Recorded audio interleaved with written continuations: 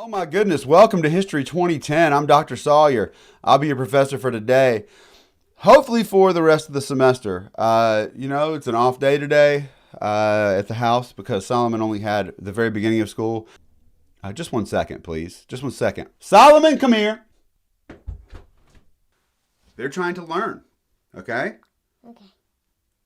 Do you think that, hey, can anybody tell me, does it help you learn when Solomon runs up against the wall? Does it help?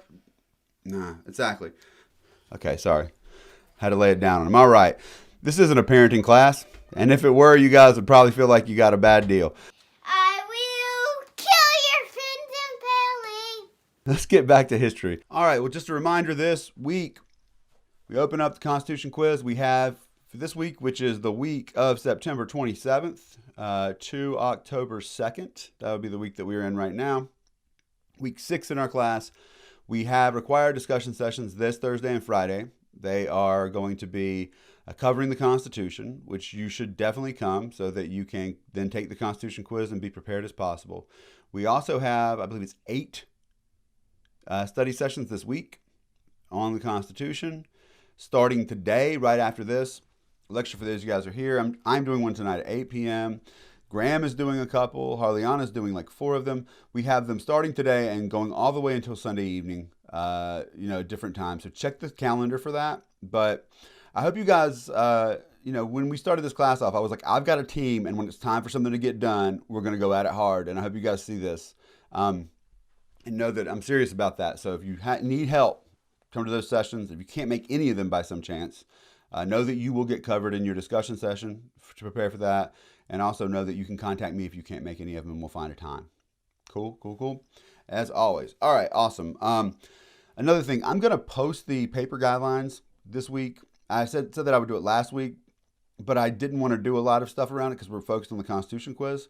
So I will post the paper guidelines so that they will be available probably today after this. But I won't make the videos and do the kind of like coverage until after we get past the midterm, just because I want to focus on one at a time and not make you guys feel overwhelmed. But the paper's not due for a month and a half. Like, you guys, we'll have plenty of time to prep for that. Cool, good deal. All right, there we go. So last time we were in here, we had the Revolutionary War. You guys remember that? How was it going? Was Washington killing it? Washington winning lots of victories? No. He was present at a lot of victories, but they were victories for the army that he was fighting, so it doesn't really count if it's like that. He also had just basically retreated. When we last talked, it's the end of 1777. Washington almost gets cornered at Brandywine Creek and then goes and loses Philadelphia. The British take Philadelphia, the capital. The Continental Congress just runs into the woods. They just set up different places. The British are not quite sure what to do at this point, because capturing the capital usually means like you won. But they're trying to figure out a new strategy to win. But at the same time, in October of 1777, the colonists pull off this insane victory over the British forces at Saratoga. Washington, remember, was not there. These were soldiers fighting under Horatio Gates, a different general. And actually, a lot of the credit goes to a guy you may have heard of named Benedict Arnold, who was by some accounts, the most significant leader in that victory. He's going to feel like he didn't get enough credit for it. I don't want to spoil this for you, but he's going to turn on us and sell out secrets to the British and then eventually escape. But there is a victory. It is not under Washington. And you have a couple of things happen from this. Externally, as we talked about in terms of foreign affairs, the British began talking about maybe wanting to find a peace to keep the colonies in part of Great Britain. And the French, on the other hand, see this victory as an opportunity to actually step in and be able to support the American cause. Now, I learned something new from the last time I was teaching you guys. I was looking into that moment where I told you that Benjamin Franklin is representing us in France, right, trying to get the French on our side. When the British find out about Saratoga, they actually send someone to meet with Benjamin Franklin directly to discuss the possibility of the war ending and the colonies coming back in. And Benjamin Franklin's basically, his response is, sure, we could talk about ending this war, but only if you acknowledge our independence and to give us Canada. which is as my mom would call it, it's a smart aleck thing to say, is what my mom would have said. She says a smart aleck thing. You know, you're just causing trouble when you ask for something like that, right? So it's just that's how, it's Ben Franklin. We're feeling a little good after this. I will say we had tried to take Canada. I don't think I mentioned that before, but in 1775 we do invade Canada, and because we're like, hey girl, we love you, and Canada just beats us back out. It's not going to be the last time we invade Canada and try to get them to be part of the U.S. They keep on saying no, but we never gave up that dream for a while, and that's just the way it goes sometimes. So that's that, and that's where we were. We had ended off 1777, the end of it, and the British essentially taking Philadelphia and Washington's men camping at Valley Forge. It's going to be a brutal, brutal winter. One last story I'd like to tell you before we go on to the next slide here is that I mentioned the international aspect of Saratoga, but there's also another thing that happens in the U.S. at the time. And that is that Washington, who has lost Philadelphia, almost got captured at Brandywine, has mostly been retreating. As you guys know, I'm running this down. This doesn't sound like a very impressive military record. Some people begin to doubt whether or not he should be the commander-in-chief. Not many, but a couple people do. And the guy Horatio Gates, who oversaw the victory in Saratoga. Hold on one second. Can you guys hear my wife's car starting up outside? Okay, good. That's a testament to the microphone, not to the windows in this house, which I'm going to replace over the Christmas break. Anyway, so Horatio Gates begins thinking that maybe he should actually be the commander-in-chief. And he's got some loyal people, like kind of his like version of like Hamilton and all of them, who were like on the side of Gates. And they start trying to like drop the word in Congress that maybe Gates should take over for Washington. Now, fortunately for all of us, he doesn't, because I'll tell you what happens to Gates here in a little bit. But at the time, Washington finds out about it, and so does his closest, his military family, the younger folks who were with him. Most people at this time, there's a thing called dueling, and we'll talk about it more in like the culture of dueling.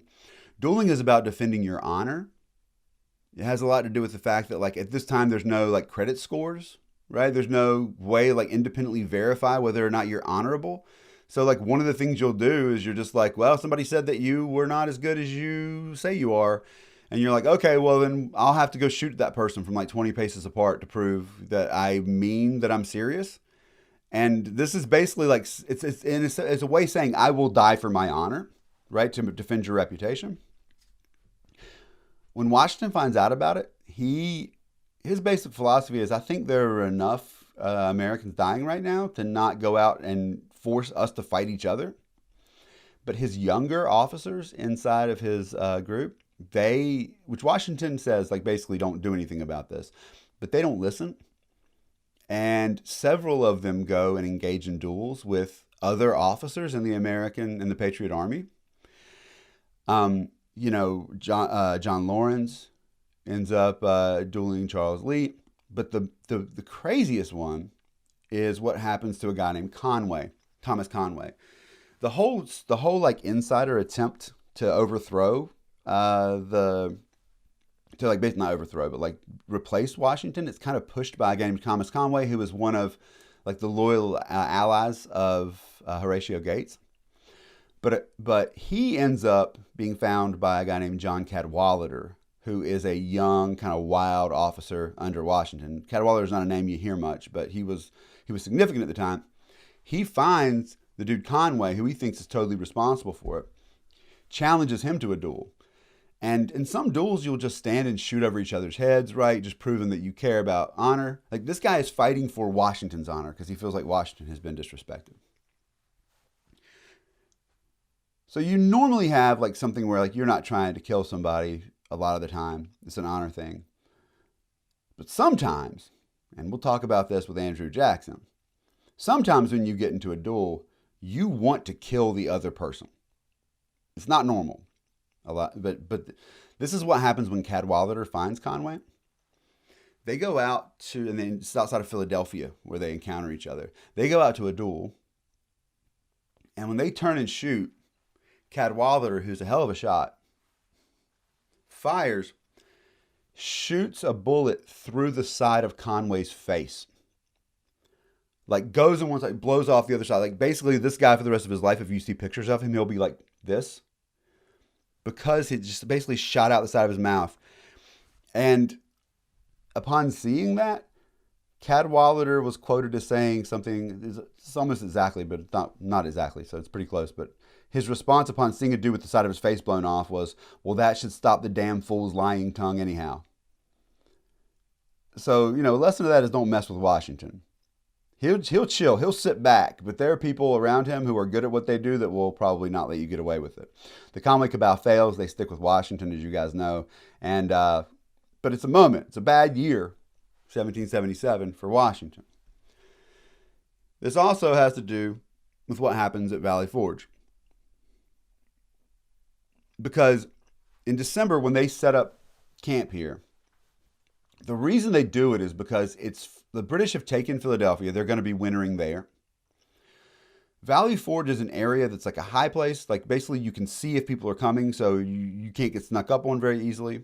It's close enough to the city of Philadelphia to be able to kind of keep your eye on it, but far enough away that it's not going to be easy to sneak up on you, like I said.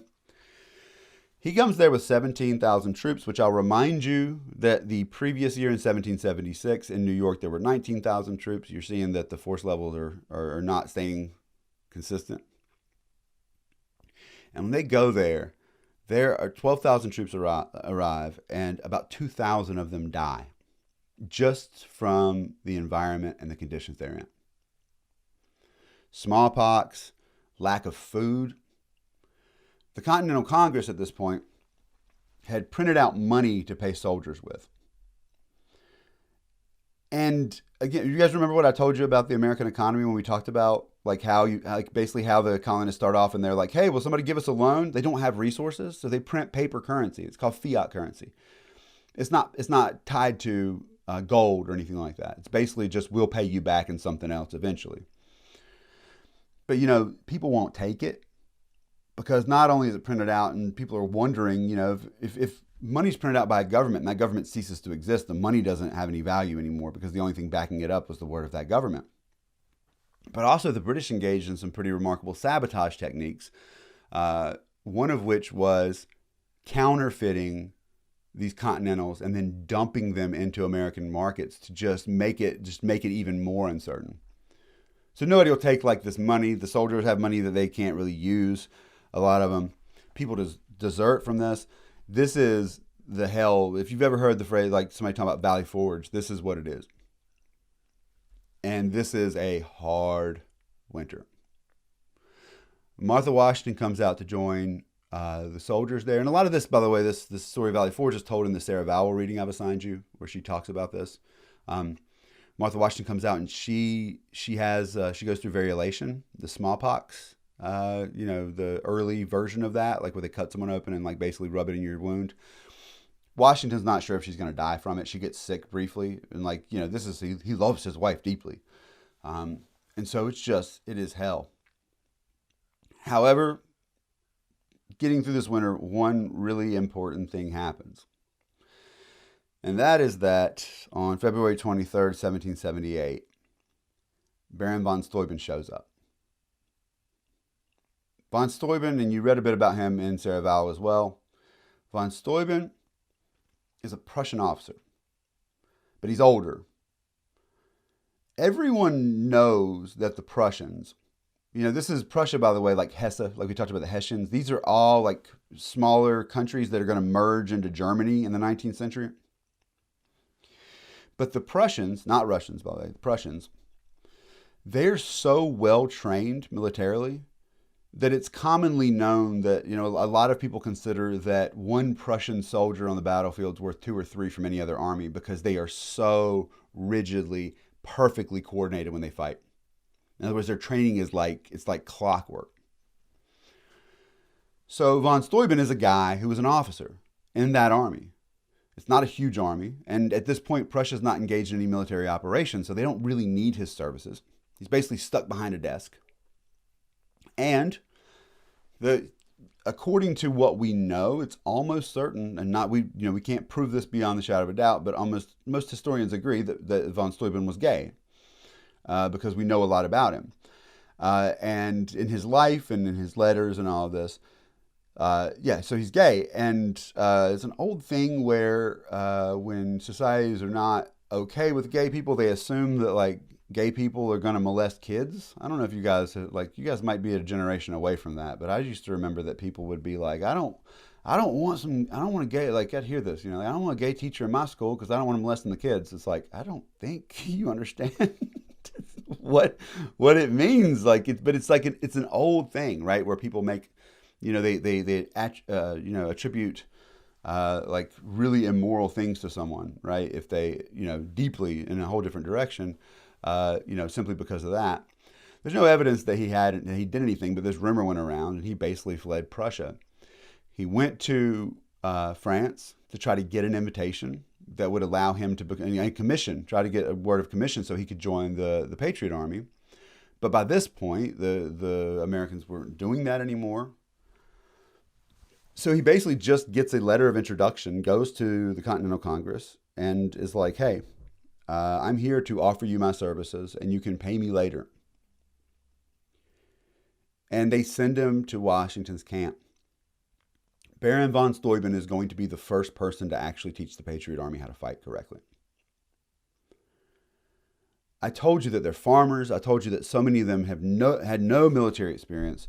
I told you that Washington is Washington's job is to oversee the whole operation. If you know anything about general officers, they have to know how to do kind of everything, even today, right? At this time, that's why Washington wants to bring Hamilton into his inner circle. He's like, I need you to write the letters for me, because he's corresponding nonstop. Washington doesn't have anybody who can actually drill them. And von Steuben goes and gets this baller, with the only money he has, he goes and gets this amazing officer's uniform made for him. And he shows up at Valley Forge in February after these guys have been dead and starving and they're filthy and they're living in mud and snow. And this dude shows up. And one person who observed him was like, it seemed like a Roman god appeared before us. And von Steuben comes in. He knows that he can't force everyone to do it, right? He can't even manage everyone in terms of teaching them how to fight. So he picks a group of people. He says, who wants to know how to fight so you don't die? And he begins drilling them in front of everybody else, where you can see them. And very quickly, suddenly, these farmers and people from all over the place, they're moving like a machine. They're following that training that von Steuben has given them. And when other people see that, they go, I want to learn it now. So he's able to essentially branch out this way. And at the end of this hard winter, this bright light, which is Washington's men are going to be able to fight better than they ever have before. This is going to be an important turning point. Again, if you go back and you think about the people whose names I've told you about in this class, if you know Hamilton, the musical, you know that the stories of how Lafayette and Hamilton are both immigrants, right? And they come to the colonies and they end up becoming very prominent people out of that experience. Von Steuben, the same way. And that's something about revolutions. Revolutions, because they unhinge hierarchy and they create spaces for people who have talents that might not otherwise be able to use them. Revolutions do tend to essentially become workshops for a next generation of leaders.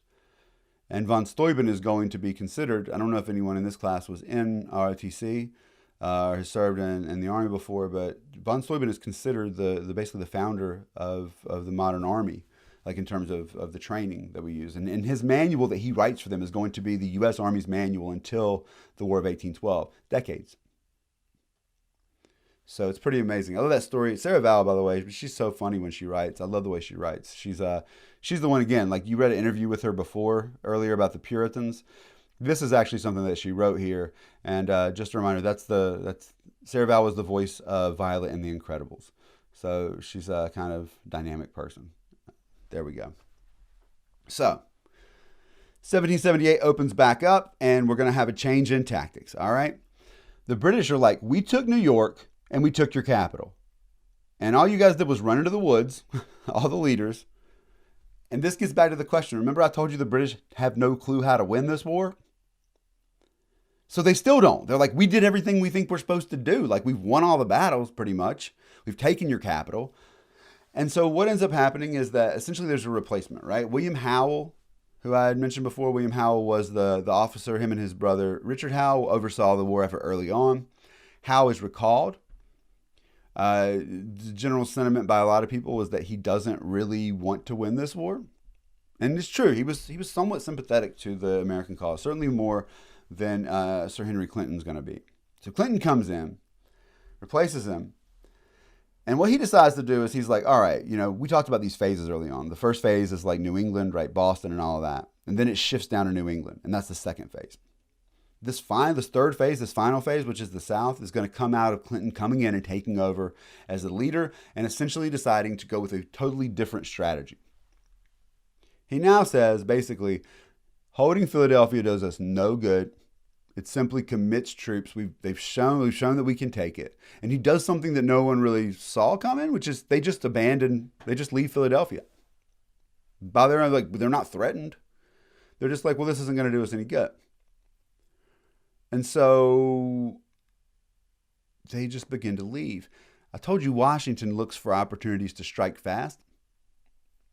He lines up, basically plans an attack on the retreating British because he doesn't think they'll expect it. And certainly they won't be prepared to fight if they are marching, essentially leaving the town.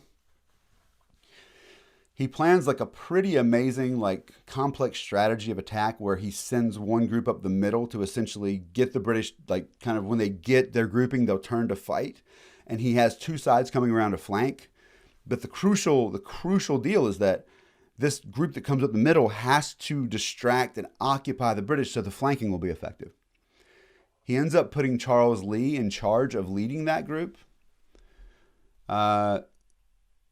which some people are a little worried about. I'll just tell you about Charles Lee. Charles Lee is an officer. He's a general. During the retreat after New York, he was captured by the British. Now, let me tell you what happens if you're captured by the British, almost always. The British don't think that you're soldiers. They're not going to treat you according to the rules of civility in war, which they believe in, right? There's rules of war. So if you hold others, you hold soldiers and particularly officers from another army, you show them like a degree of like respect, even though they've lost, you give them you make sure that they have what they need to live. But the British don't think in their mind, the Patriot Army, they are not soldiers. These are not soldiers and officers. These are all traitors. Remember I told you that's the way they see it. They're like, you're not real. Remember the whole George Washington Esquire thing? They're like, you're not a real army. So when they catch you, they don't treat you like you're like a standard POW. They treat you like a traitor. And one of the things they've done in New York, which they held down, was they brought in these big old ships, just wooden, that like basically they're not seaworthy anymore. And they pull them into the harbor and they just take soldiers that they capture and put them on these ships.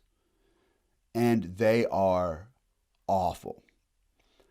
There's smallpox that breaks out in there. They feed them rancid meat, if anything. People starve.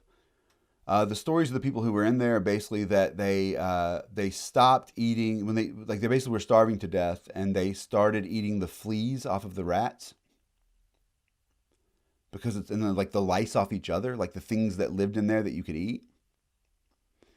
But people just died in mass. There's a smallpox outbreak. They didn't give them any care. They put these on the ship in the harbor. They're making clear what they think, right? They want everyone to see this. This is a public thing. But Charles Lee, when he was captured, strangely enough, was actually treated really well. He was treated kind of according to the codes that you would treat another officer if it was a real officer. He's put up in nice housing. He's fed really good food. In fact, he regularly eats with British officers. And then one day they release him. He goes back and he essentially is now under Washington. What might you be thinking about this? Like, so this guy you've treated really, really, really well. Seems like you guys had some meals together. And now you're kind of cool with him going. What might you think, anybody? What might you think about this? That he would be on the side of the British. Yeah, it's shady, isn't it? Taylor, yeah, you're right. It's just too shady. Dude, capture me if you want to feed me steak every night, dude. Like, yeah, I'll be happily captured. You know, and then you're going to let me go. It's like, who might I be on the side of? And so when they planned this battle of Monmouth Courthouse, Washington essentially says he's sending officers to lead the different groups of soldiers. And Charles Lee is the highest ranking person under him. And Lee says, I will lead the group that goes up the middle, right? This crucial group that has to stand their ground and fight. Hamilton's furious. He's saying what Taylor said. He's like, really? This is it? Just let this guy out? You're going to trust him to do the core thing here? And Washington tells him to shut up, basically. Washington's like, he outranks you, and I trust him. They essentially send that group forward. Washington's kind of hanging back. He's kind of overseeing the organization of the other two sides. They're going to come around and flank. And as they are moving forward, Washington begins to see his soldiers running back towards him. And Washington gallops fast as he can up there and basically says, what the hell is going on?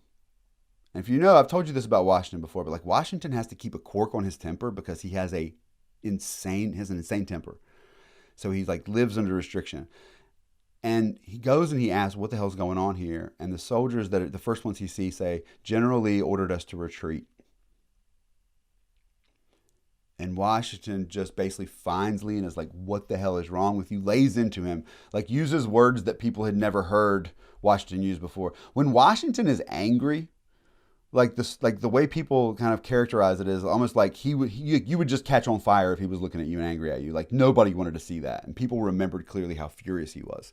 Lee ends up being kind of cast out after this, his fall after that.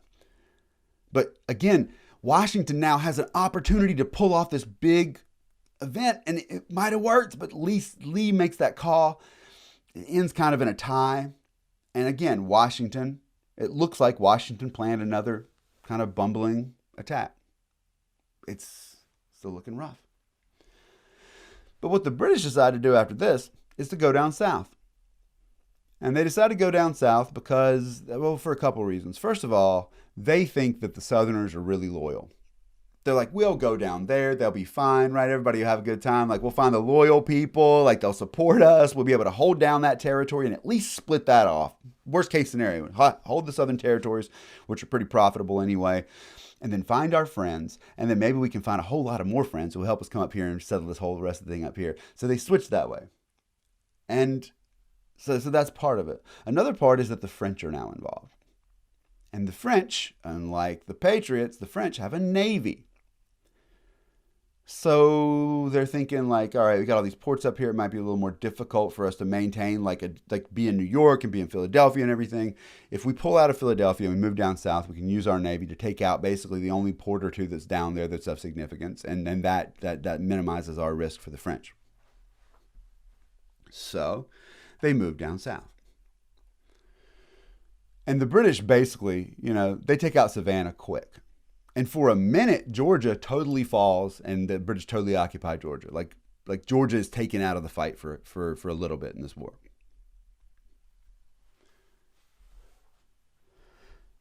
They then, on May 12, 1780, they hit Charleston. And they go in there with guns blazing. Charleston is the most significant port in the South. They take it out.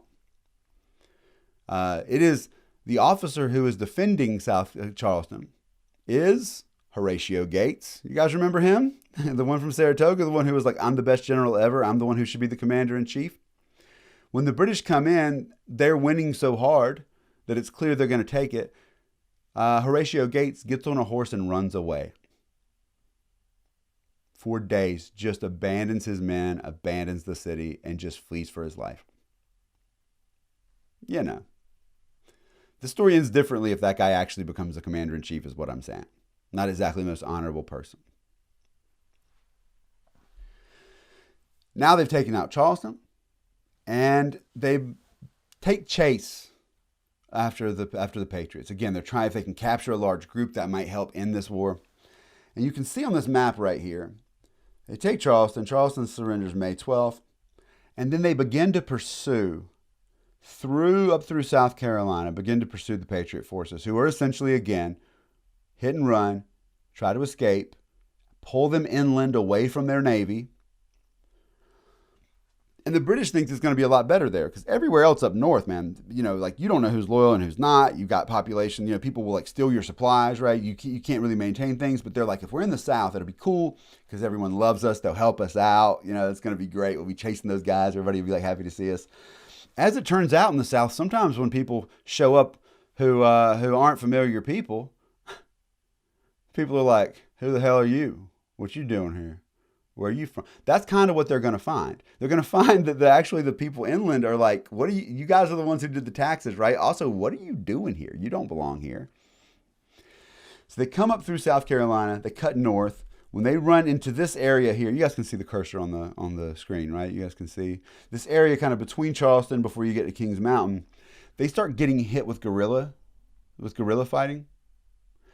And Francis Marion, who is one of the officers there, he's a university named for him in Florence, South Carolina. If you've heard of Francis Marion University, named after this guy called the Swamp Fox. And this guy basically knows the land down here and is just picking off like officers, anybody he can. So that weakens them. They don't know who's friends and who's not. And they make a stupid mistake. And you guys are going to know why this is a stupid mistake, because you know who I'm talking about here, okay? So you remember how I told you that the British had told everybody, like, hey, don't go past that proclamation line. Don't settle past that line. It's against the rules. And then they put soldiers up there to stop them. As it turns out, people didn't listen. You guys might blow your mind, but they didn't listen. They kept on going past there. And they did it a lot down once you got like into the Appalachian Mountains and in North Carolina, Virginia, and all that. What is today Kentucky. So as the British are coming up, they're not quite sure who those guys are going to support. They're called the Over Mountain Men. That's what they call them. The Over Mountain Men, this group of people who have gone over the mountain. It makes perfect sense. But as they're coming through, the British sends a messenger to those people. And these are going to be the people who help establish Tennessee eventually, a lot of them, in Kentucky. Send a messenger up there that basically says, hey, you Over Mountain Men come down here and get involved in this war. Then when we're done whipping these patriots down here, we're going to come up to your homes and we're going to burn them down. This was like kind of unprovoked. But look, what I just told you guys is the British threatened a bunch of East Tennessee hill people. Have you ever met people from East Tennessee? Everywhere they go, they walk uphill. They're strong, dude. You don't threaten East Tennessee, boy. That is a bad mistake. And the British learned that. It's a long history of that. But in this case, they learned it the hard way. Because upon receiving the message that the British were going to come burn down their houses if they got involved, they were like, it's going to be hard to burn down the houses if we kill you first. And these guys formed together and marched down out of the mountains in North Carolina like, let's go find the redcoats. And they meet up. They meet up here at Kings Mountain in Cowpens, and they just destroy the British. It's not even close. Within a couple of hours, they capture over 1,000, capture or kill like over 1,000 of them. Actually, if you go I-85, you ever going to Charlotte, North Carolina, it cuts down 85, you'll drive right through Kings Mountain. You can stop there and see the battlefield. It's pretty cool. In other words, this is another big loss for the British, who were also not finding the friends they hoped to find in the South. As they come up here, they begin moving back, right? They go, all right, we're going to hold this down. We got to move back and essentially get resupplied and get back in touch with the Navy. So they come through Kings Mountain. They move up into like around modern like Chapel Hill, North Carolina. They're chasing here basically Nathaniel Greene, who was an officer. They come down to Wilmington. They get resupplied. Then they move up the coast. They try to hit Charlottesville, right, the capital of Virginia at the time. And when they come up this way, what they find is that Lafayette's back. He's gone to France, and he's gotten a lot more supplies and support. And he is now a general in the army. And he has a corps. And they begin shadowing them. Everywhere they go, essentially, you've got Lafayette over here. And then you've got Nathaniel Greene, who they're essentially chasing. And then it turns out that you have other, like they're getting hit. So they decide, the British decide, that they need to move into Yorktown here, this port, and just essentially have a safe place. You're protected by the Navy. You can get your men out and figure out where you're going next. That's the plan. But as a consequence of all this, you find yourself having a disproportionate number of your soldiers all in one place. The British are thinking, look, it's fine. We'll get there first. We'll build in. We'll essentially set up great defenses, like with redoubts way out. Redoubts are like these defensive fortifications. We've got cannon, so we'll keep them away, and nobody's going to do anything to our Navy. We'll pull our Navy in there. Like the French got some ships here, but if we like amass our Navy there, like what our forces over here, we'll be safe. And that's what they're thinking. At the same time, Washington had been working with this guy Rochambeau, who's who's basically leading the French Navy in this operation. And they had been figuring out what to do. Washington wanted to go take New York. Washington, like the whole war, Washington feels like that was a slight, and he wants a chance to take it back. But the British are too well fortified there, and Rochambeau talks them out of it. And then they all kind of realize, okay, they are building in defenses at Yorktown, but if they're all there, if we go all in, remember the French have joined in on our side. If we take the French soldiers, the Patriot soldiers, and the French Navy and hit all at the same time, this could be an insane victory that the British will never see coming, and the kind of thing we need to get the British to finally say this is up and start talking peace terms. Hence the Battle of Yorktown. They begin building a port there. They begin digging in, supplying, making this a place that they can essentially get people in and out of. Supply point. In September, the strategy goes down. Now the British are like, yeah, you might attack us from land, but we're so incredibly fortified that you're going to lose so many men doing it, it's probably not worth it.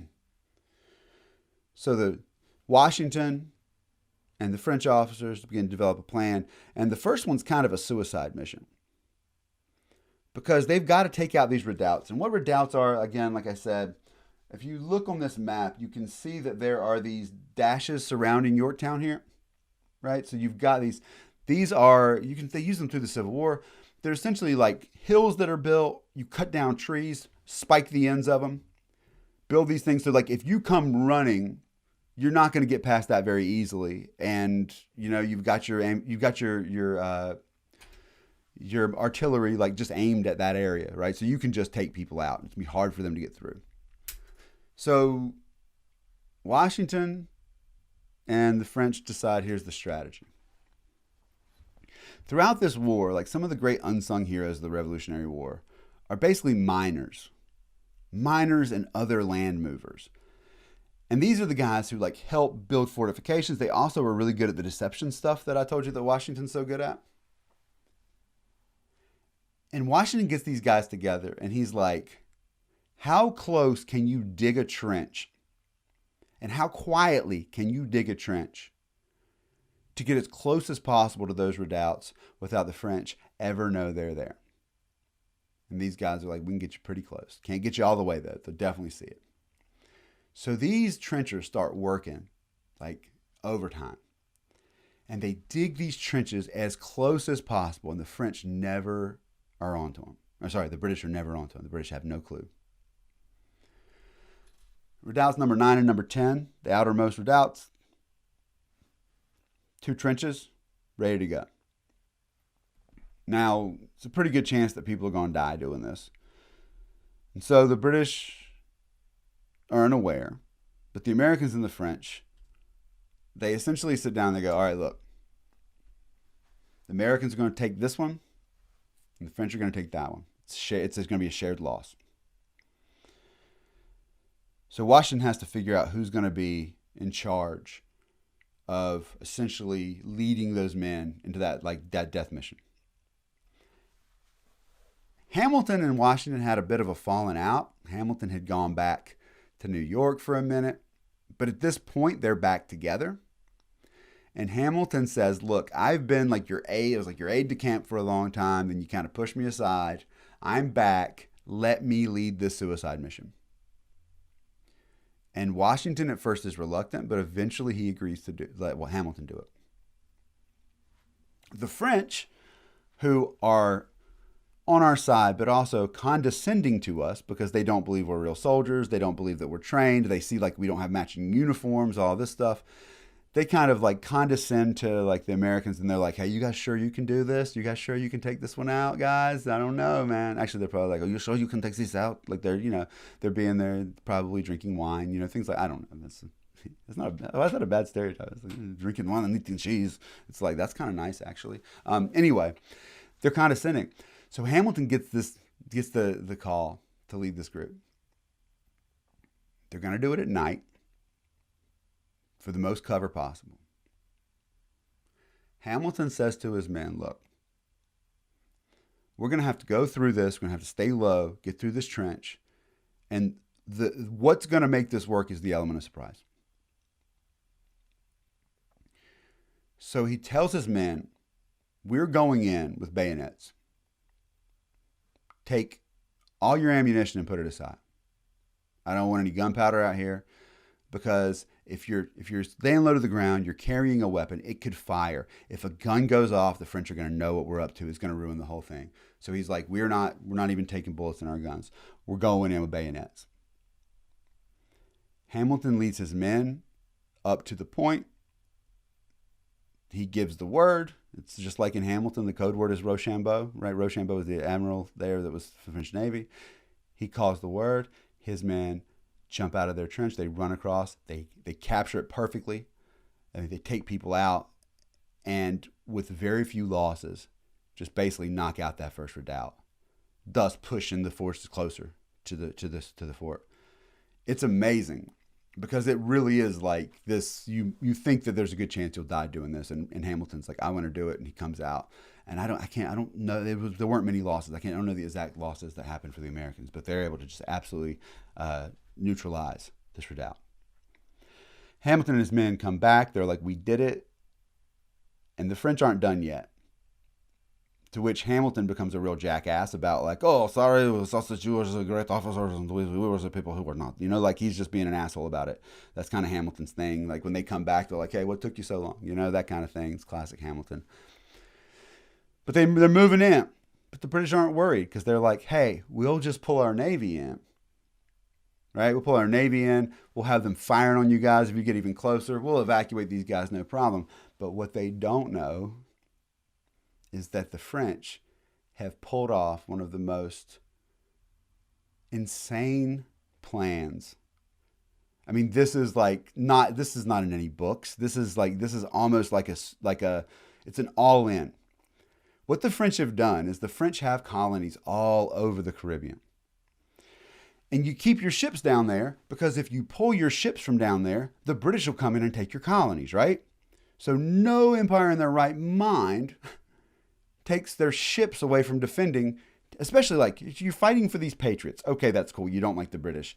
The most valuable square miles of earth are down there in the Caribbean. So we're not worried. We know you got ships close to us, but we know you're not stupid enough to actually bring them up here. So we're managing for like the ships you fought here to fight. But the French go, surprise, dude. Because when the British are in there, essentially ready to defend and help their soldiers retreat, the entire Atlantic fleet, basically, of the French shows up, surrounds the British Navy, and they're like, oh my God, this was an all-in. If the French would have lost it, like if it wouldn't have worked, it would have been a nightmare for the French. If the British would have figured out they left their colonies undefended, it could have been a nightmare because they could have signaled an attack down there and had the French have to pull some of their ships out. But it works. Checkmate. The British are now surrounded by land, and they are surrounded by sea. And so they surrender. This is the Battle of Yorktown. This is the last major battle. And it is the one where the Americans and the French, right? Lafayette is there. All of the great, Washington is there. Hamilton is there. Everyone has come back together. And they do this. And the British almost can't wrap their mind around it. There's like a song called The World Turned Upside Down. This is like, it's so amazing how much of this stuff is in the Hamilton musical. Right? But they're like singing it, like The World Turned Upside Down. You guys, your modern notion of America has probably heightened to the degree to which you think that these colonies were anything at this time. They were not. They're just these tiny nothings on the cusp of a continent. And they managed to build an alliance with the French, who, by the way, the British just thumped the hell out of the French like a decade earlier. And they come together, and the British have to lay down their weapons. A lot of the British soldiers won't salute the Patriot soldiers. They'll do it to the British, but they won't show any respect. And after this, you have 2 years of just kind of waiting for the British to agree to the terms. So you guys remember when I said that the Declaration of Independence was a breakup letter? You guys remember that? A breakup letter? And the British are like, nah, girl, I love you. I'm going to fight for this love. I'm going to fight for this love. Well, they fought and they fought and they fought. The Battle of Yorktown is when they file for separation, right? They're like, all right, we will be separate. But that, you still got to file for the divorce, right? You got to have some time to get the divorce in there so that you can get it finalized. So here we have Yorktown is the separation. All right, finally the other side has admitted. Now, don't get me wrong. They've admitted that we have to get a divorce, but they have not admitted that we won't get back together eventually. They won't admit that for a couple of decades. They're still like, you know how it is. Somebody breaks up with you and you're like, they'll be back, man. Come on, girl. Come on. You know you love me. Like late night texting, like you miss me, like that kind of stuff. Like that's how the British feel about the colonies. They're like, they'll see what's going on and, eventually we'll get back together, and have some fun by themselves. It takes 2 years. One of the great tragedies of this revolution, which I think is captured really well in the Hamilton musical, is the death of John Lawrence, which occurs during in this intermediary period. For those of you guys John Lawrence was one of the officers in Washington's family. He was from South Carolina. His father, Henry Lawrence, had been the president of the Second Continental Congress. He's from a very wealthy, influential family. And when the war moved to the South, Lawrence had gone down south to fight for his state. And without soldiers really without soldiers to fight and knowing they were outnumbered, John Lawrence went to his father and said, look, I'm the oldest son. That means that when you die, I will inherit your plantation and all the enslaved people who live on this. And he asked his dad, he says, give me my inheritance now. Pass these enslaved people on to me right now so I can free them and train them to be soldiers. And this is him trying to give up his entire source of wealth. He will have nothing after this because the family's wealth is in the land and the enslaved people. But the enslaved people are an important variable in that. And he says, I'll free them and I'll teach them to fight. He's giving up in his inheritance, but he also believes that if he can, he believes in the equality of those folks. And he believes that if he can get them freed, he will train them, they will fight, and they will prove to the world the equality of black and white folks. And because of this, he is essentially laughed at. Like the slaveholders in South Carolina are like, are you kidding me? Yeah, let's do that. Let's see what kind of an example it sets for all the other enslaved people around here. And so he's denied it. And in 1782, he's in South Carolina. There's a foraging party from the British. And again, this is after Yorktown. This is essentially, it's said and done. There's a foraging group that's out looking for food around where he is, and he decides to attack them. It's kind of a foolish move. And in that attack, he is killed. And I think if there's there's so many people we lost. We don't know how many people that would have been amazing if we hadn't lost them in the war. But of the people that I'm aware of, the vision that Lawrence had for the world and for what the U.S. could be, we lost him, but we also lost someone who could have offered a different vision early on. pretty amazing guy. But eventually, guys, we get like all relationships, when they end, you get the separation and you got to file for the divorce. And here we go.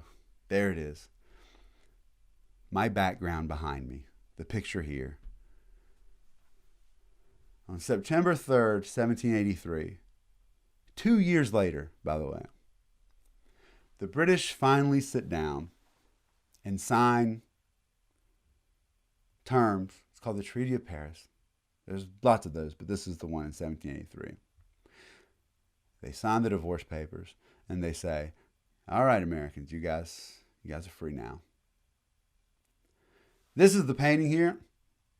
This was actually, I told you that a lot of the paintings that we see that represent events, they're not painted when they happen. They're painted later on, right? Sometimes something painted like well after, where no one actually saw it. Sometimes by people who were there. There's different versions. But some paintings are actually painted at the time that an event happens. That's what this painting was going to be. On the left here, you have the French, essentially the French officials who were overseeing this as a third party, right? They're like, we're helping negotiate these terms between the British and the Americans. Over here you have, who's that right there? The man himself. Look at his face. Look at his face. Look at his face. Who is it? Who's this right here with the black robe on? Who's that? Who's that? Look at his face. That's Benjamin Franklin. Look at his face. Look at him. Look in his eyes.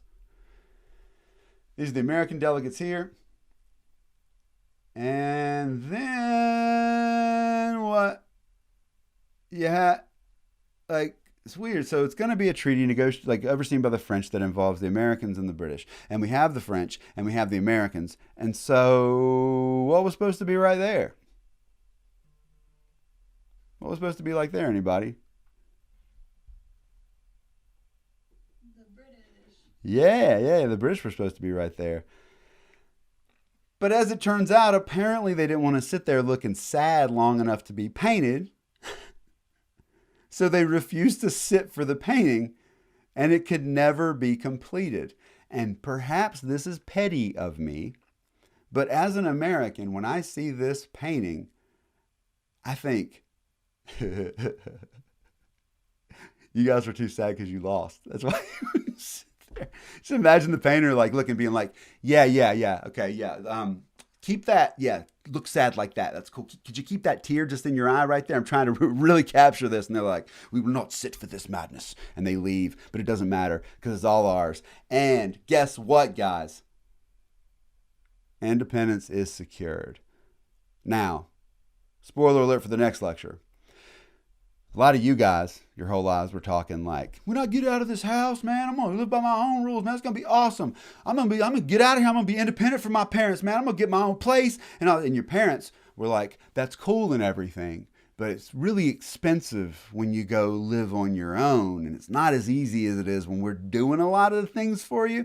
And you probably don't even think about all the things that we do that you're going to actually have to pay for once you leave. And you're like, nah, man, I'm going to be fine, man. I'm making $9 an hour now, dude. I'm going to be driving a Ferrari. And your parents were right. Being independent is very expensive. And that's what our girl America's going to find out in the next lecture. So thanks for being here. Y'all have a great day.